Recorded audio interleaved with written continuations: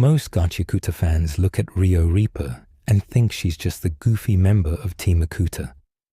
She's always messing with Rudo, playing with his hair, acting carefree, and looking like she doesn't take anything seriously. Because of that, it's really easy to overlook what the story is actually trying to tell you.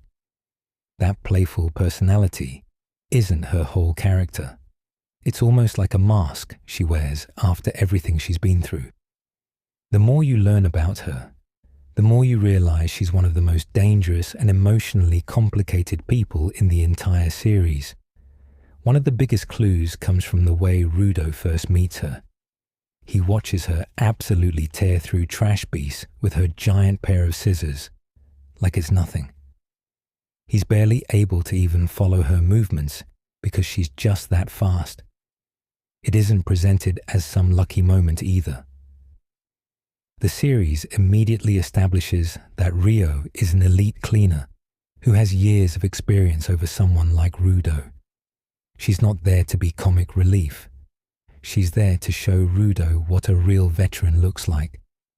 Then there's her vital instrument, the Ripper. Most fans just think, cool, giant scissors. But the scissors themselves fit her character perfectly. They're precise. They're fast. They aren't flashy for the sake of being flashy. Every attack feels calculated, almost surgical. That's because before she ever became a cleaner, Riyo lived a completely different life. She was trained as a hitman, meaning precision wasn't just important, it was survival. The way she fights today still reflects that past, even if she's trying to become a different person. That backstory completely changes how you look at some of her later fights. During her battle against Noerda, Riyo spends most of the fight adapting instead of panicking. She studies her opponent's abilities, survives wave after wave of attacks, and keeps looking for the opening she needs. Then, right when it seems like she's out of options, she suddenly pulls out a handgun. That moment shocks both the readers and Noerda because it reveals a piece of the life Riyo tried to leave behind. She even makes it clear that she isn't trying to kill anyone anymore, honoring the promise she made after joining Enjin's team. I also think fans misunderstand why Riyo acts so cheerful all the time. It's easy to assume she's just naturally chaotic, but the story keeps dropping hints that she's carrying a lot more emotional baggage than she lets people see. Someone who spent years as an assassin doesn't just magically become carefree overnight. Instead, she surrounds herself with teammates, jokes around, and enjoys the little moments because she's finally living a life where she isn't forced to kill for a living anymore. That makes her smiles feel a lot more meaningful once you know her history. Her relationship with Rudo is another thing people often oversimplify. A lot of fans only remember the hair jokes and the teasing, but Riyo is constantly teaching him without making it obvious. She brings him along on missions, shows him how experienced cleaners think, and gives him space to grow instead of constantly lecturing him. She knows exactly how dangerous the ground really is, so she's trying to prepare him in the only way that actually works, through experience instead of speeches. At the end of the day, Riyo Reaper isn't just a funny girl with giant scissors. She's someone who escaped a violent past, chose to dedicate her life to protecting people instead of killing them, and still carries the skills that made her terrifying in the first place. Every joke, every smile, and every relaxed conversation hits differently once you realize what she's overcome. That's why I think so many Gachiakuta fans misunderstand her. They see the personality on the surface, but they miss the survivor underneath it. And that's what makes Riyo one of the series' best written characters. One thing I think gets overlooked is just how much restraint Riyo has. A lot of anime characters become stronger by letting go and going all out.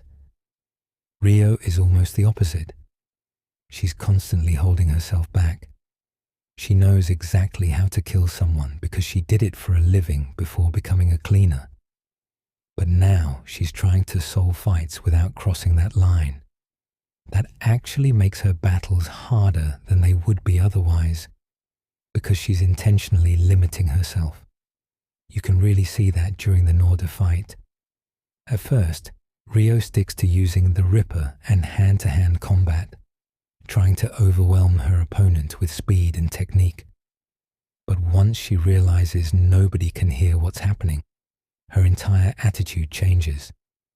She immediately reaches for the gun from her old assassin days.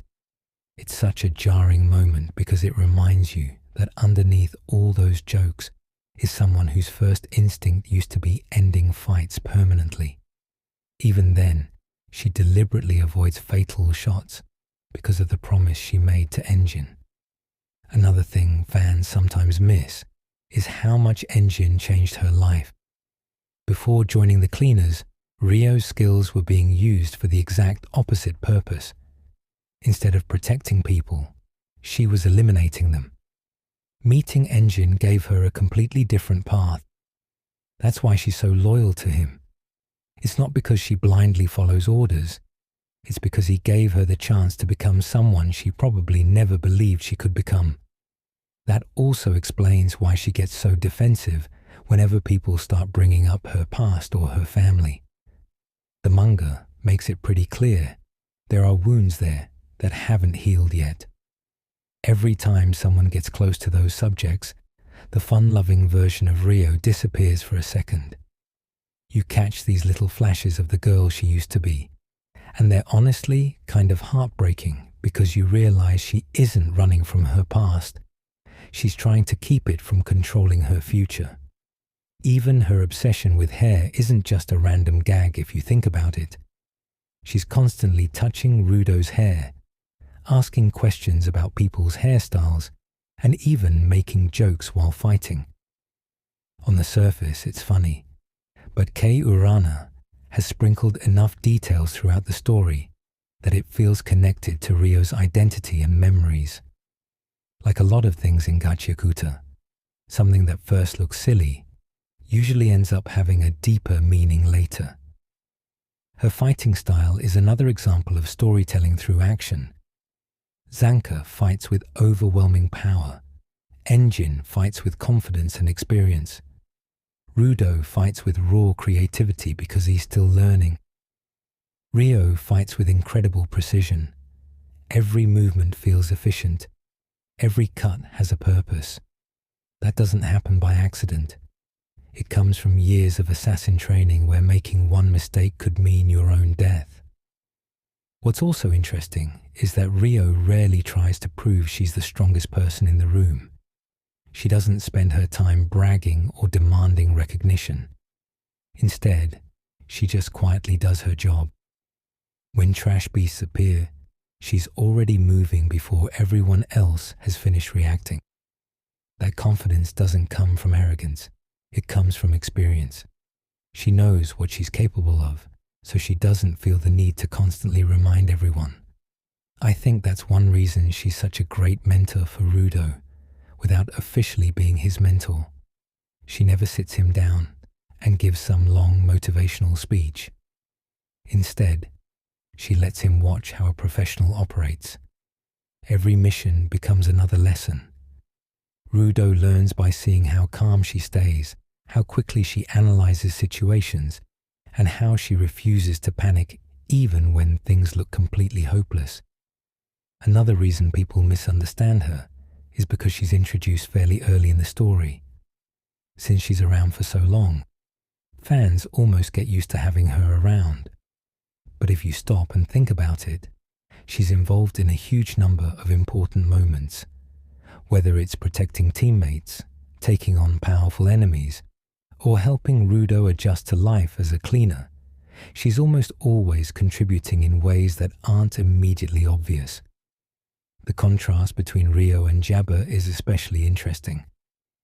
Both characters clearly enjoy fighting, but for completely different reasons. Jabba fights because chaos entertains him. He wants destruction. Riyo enjoys testing herself against strong opponents, but her goal is still protecting people. They may both smile during combat, but the reasons behind those smiles couldn't be more different. I also think her design tricks people. She's one of the smallest characters in Team Akuta, and her bright personality makes her seem harmless. Then the series reminds you she can casually slice apart giant trash beasts, move faster than Rudo can track, and outfight experienced enemies. It's a classic case of the story making you underestimate someone before showing exactly why you shouldn't. As Gachiakuta keeps revealing more pieces of Ryo's past, her earlier scenes become even better on a reread. Conversations that once sounded like random jokes suddenly feel intentional. Small reactions make more sense. Even the way she talks about parents or refuses to discuss certain topics starts carrying a lot more emotional weight. That's usually a sign of really strong character writing, because the author rewards readers who go back and connect the dots. In the end, I don't think Riyo Reaper is misunderstood because fans dislike her. It's actually the opposite. People like her so much that they sometimes stop at the surface level. They remember the scissors, the jokes, the hair obsession, and the goofy personality. But underneath all of that is a former assassin trying every single day to prove she doesn't have to be defined by the worst parts of her past. That's what makes Riyo one of the most layered characters in Gachiakuta.